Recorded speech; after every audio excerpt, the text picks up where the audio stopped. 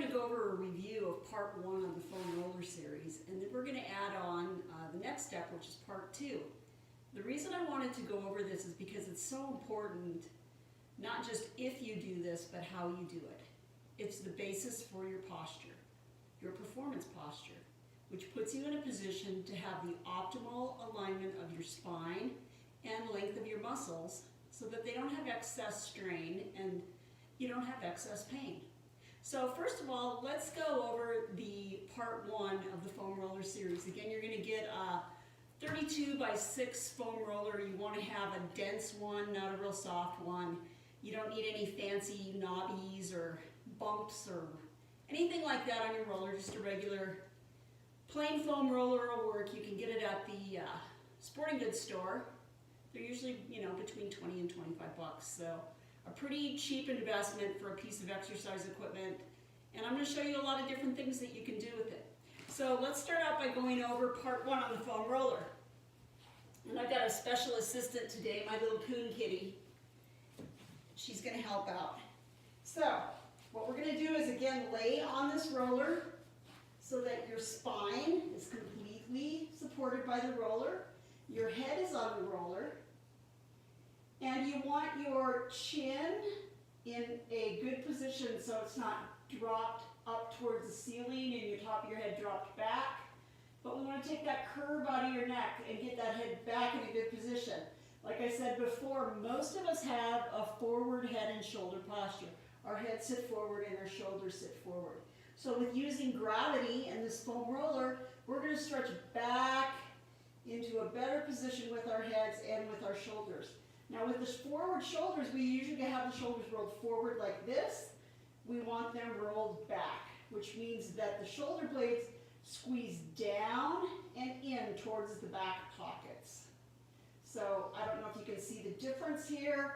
Let me roll up my sleeves a little bit, it might be easier to see. So most people are sitting in a position like this.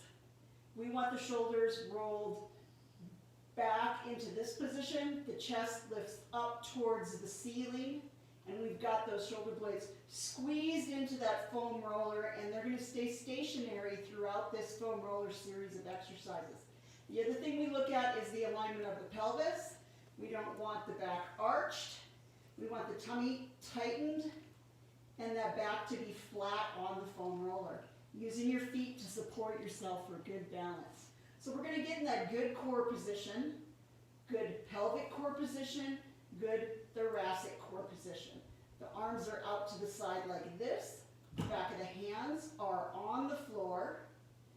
And we're just going to stretch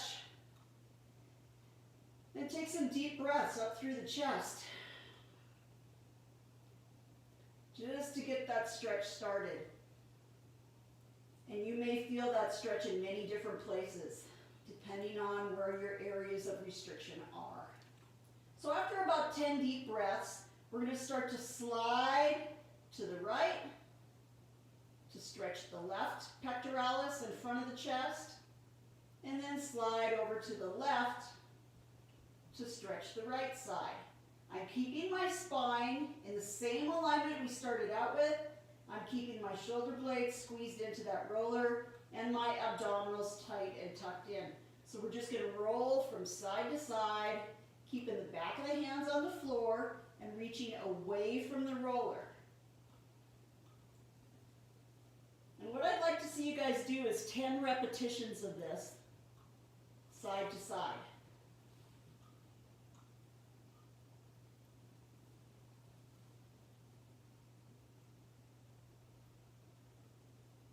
All right, so the next part in this series, part 2, is we're going to work on moving the arms independent of the shoulder posture.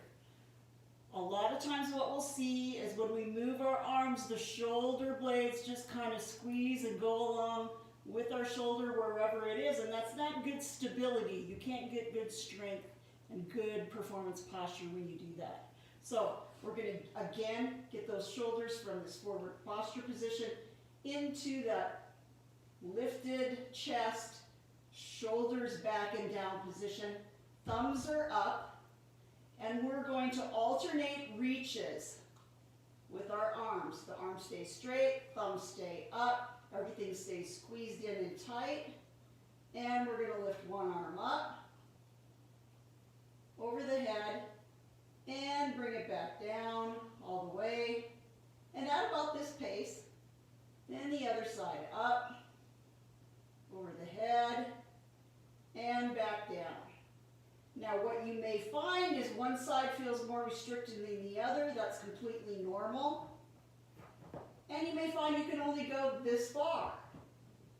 Do whatever range of motion you can do, still keeping your shoulders squeezed back in that posture. Now the main thing to be aware of when you're doing this second part of this exercise is keeping those shoulders still. So what we don't want to see is a reach way up and your shoulder reaches, your whole shoulder blade flies away from the roller just so you can reach farther. We don't want that. We want that shoulder blade staying locked in. Okay? The range of motion will come. We're working on the muscles that provide the stability in the upper back. The last thing we need to be aware of is that that shoulder stays in that position throughout the full range of motion of the reach. What oftentimes happens is when the arm is coming back to the start position, the shoulder rolls up like this. So you're going to have to check yourself and make sure that that shoulder stays rolled back the whole entire time. This is much harder than what it looks, so don't get frustrated. And all I want you to do is the range of motion that you can do and control that shoulder position. And as you start to get better at this, you'll be able to reach higher and higher, keeping those shoulders stable. And you're going to really feel a burn in those lower trapezius muscles, which are the muscles that hold the shoulder blades down and back and lift your chest. You may also feel tightness in your neck because we've got the levator scapula muscles that hook onto the corner of the shoulder blade and go up into the neck. So when you pull your shoulders down, you're stretching those muscles in the back of your neck.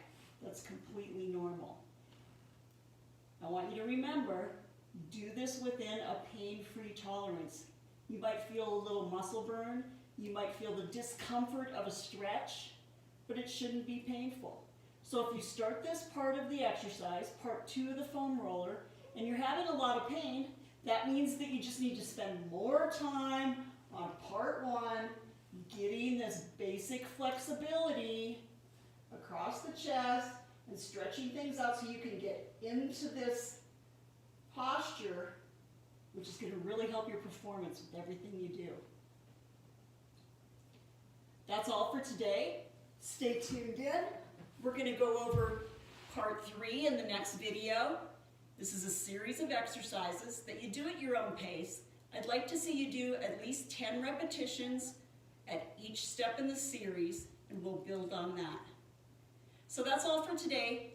Everybody enjoy yourselves, and don't forget during the day, check your performance posture.